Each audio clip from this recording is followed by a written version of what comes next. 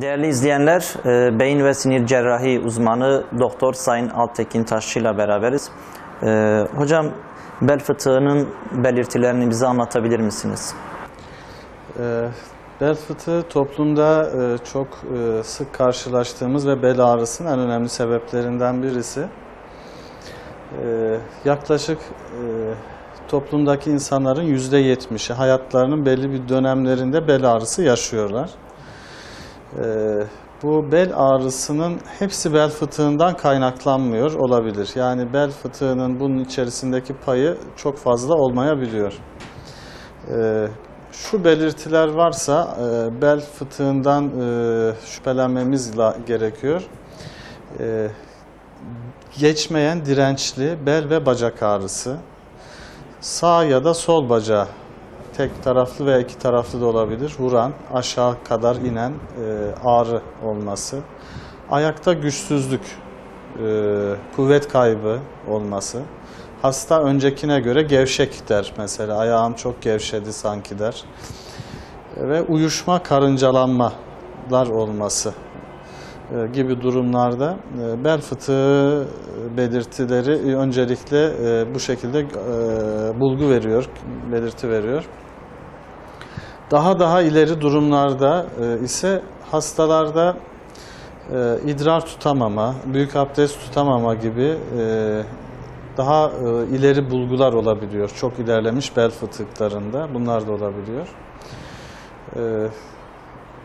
Her bel ağrısının altından bel fıtığı çıkmayabiliyor. Diğer sebepler de olabiliyor. Romatizmal hastalıklar mesela.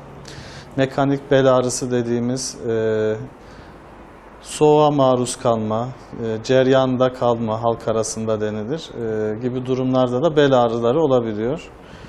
Ama dediğim gibi ayağa vuran, şiddetli olan ve ilaca cevap vermeyen, güç kaybının da eşlik ettiği durumlarda öncelikle hekime başvurmakta fayda var. Hocam, bel fıtığı tanısı konulan hastalara tedavi olarak hangi yöntemleri uyguluyorsunuz? Görüntüleme yöntemleri var. Öncedekine göre artık tıbbi imkanlar çok gelişti. Tanı teşhis konulduktan sonra cerrahi aşamada ise, yani çok büyük ise, sinir köklerini etkileyecek derecede büyük fıtık varsa bunlar ameliyat ile düzelebiliyorlar. Ama son derece ilerleme olmamış durumlarda ilaç tedavisi, istirahat tedavisi, yerine göre fizik tedavi yapılabiliyor. Bel ağrılarında diğer bir grup bel fıtığından ayrı dejeneratif bel diyoruz. Yani yaşa bağlı kemiklerde, omurgada olan dejeneratif değişikliklerde durumu da olabiliyor. Bunlar da ameliyat oluyor. Bunlar basit bel fıtığından ayrı, ileri cerrahi gerektiriyor. Halk arasında platin diye geçer. İşte enstrüman uygulaması yapılabiliyor. Bel fıtığının olan durumların %75, %80'i ilaç ve tıbbi tedavilerle, fizik tedaviyle düzelir. Ameliyata giden %10-15 gibi bir kısmıdır.